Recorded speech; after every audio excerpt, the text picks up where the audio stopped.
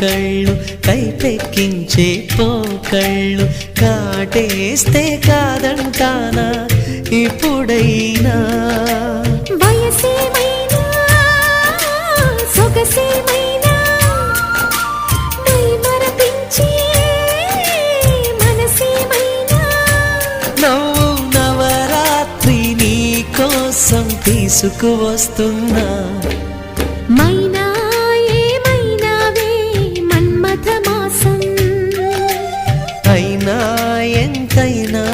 ఇది మెత్తని మోసం